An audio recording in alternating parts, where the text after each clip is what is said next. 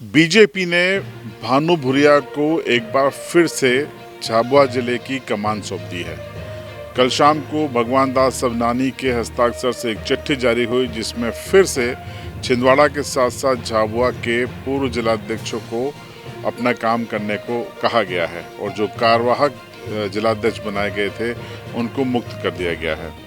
दरअसल चुनाव परिणाम जैसे ही आए और उसमें भानु भूरिया की पराजय हुई, उसके बाद से भानु भूरिया के समर्थक ये कह रहे थे कि वही जिलाध्यक्ष हैं और वो अपने काम को संभालेंगे, क्योंकि कार्यवाहक जिलाध्यक्ष का काम चुनाव तक ही था। लेकिन दूसरा जो खेमा है वो इस बात को मानने को तैयार नहीं था।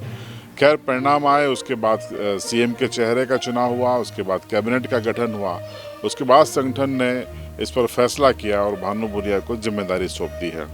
प्रवीण सुराना बहुत कम समय के लिए उनको अवसर मिला और वो जिलाध्यक्ष रहे।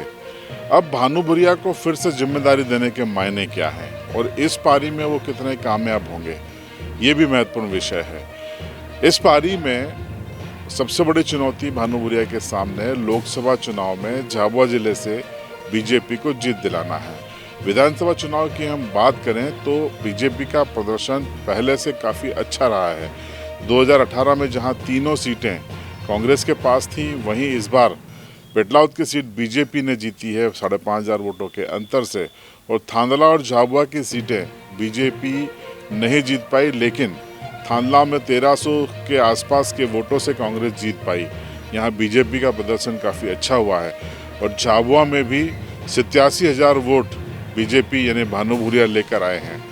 और राजनीति के जानकार ये मानते हैं कि झाबुआ में भानु भूरिया एक तरीके से अभिमन्यु बन गए थे।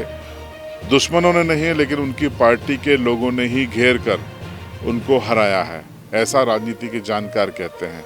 कई लोगों को पार्टी से निष्कासित भी किया गया है और कई लोगों पर की शिकायत भी भानु भूरिया की ओर से, संगठन की ओर से ऊपर की गई है। उस पर भी मंथन होना है, उस पर भी जांच फिलहाल बीजेपी कर रही है। लेकिन इस एंगल से देखें तो 2018 के मुकाबले बीजेपी का प्रदर्शन 23 में काफ़ी अच्छा रहा है। और अब चूंकि लोकसभा चुनाव की हम बात करें तो इस समय 8 विधानसभाओं में 25,555 वोटों की बीजेपी की लीड है, अगर इसको लोकसभा के एंगल से देखें। ऐसे में बीजेपी की संभावनाएं काफ़ी अच्छी हैं। 2019 के चुनाव में 2018 के विधानसभा चुनाव में 25,000 की लीड कांग्रेस के पक्ष में थी। बावजूद इसके गुमान सिंह डामोर एक बड़े अंतर से इस चुनाव को जीत गए थे और इस बार ये बीजेपी के पक्ष में है, तो जीत का दायरा बीजेपी को उम्मीद है कि बढ़ सकता है। तो भानु भूरिया को वापस से जिम्मेदारी देने का एक मायने ये भी निकलते हैं कि भानु भूरिया युवा हैं, शिक्षित हैं, स्पार्किंग हैं और बीजेपी को लगता है कि अभी उनका इस्तेमाल करना बीजेपी के लिए हितकर होगा। अब उनका इस्तेमाल फिलहाल संगठन में होगा, उनको लोकसभा चुनाव लड़ाया जाएगा, नहीं लड़ाया जाएगा, या संगठन के जरिए उनको झाबुआ जिले में एक बड़ा अंतर जीत का दिलाने को कहा जाएगा, ये सब एक भविष्य में छिपा है, क्योंकि बीजेपी ऐसी पार्टी है जो अंतिम समय तक कुछ भी जाहिर नहीं होने देती।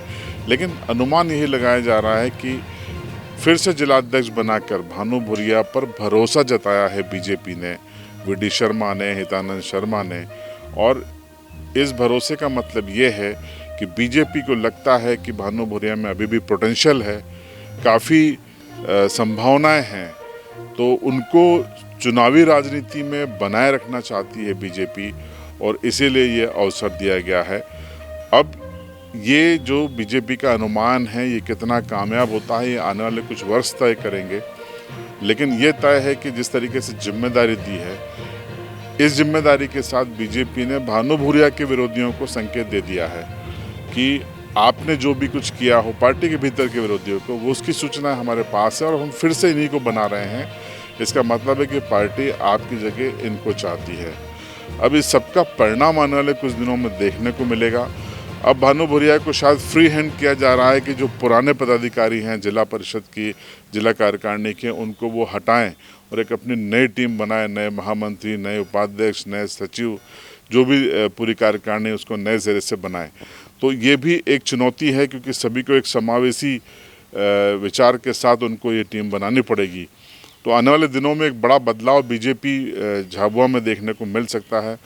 तो ये मुझे लगता है, जो मैंने आपको बातें बताई, कि ये वजह है भानु भूरिया को फिर से जिम्मेदारी देने की। आप क्या सोचते हैं, कमेंट बॉक्स में ज़रूर बताएं।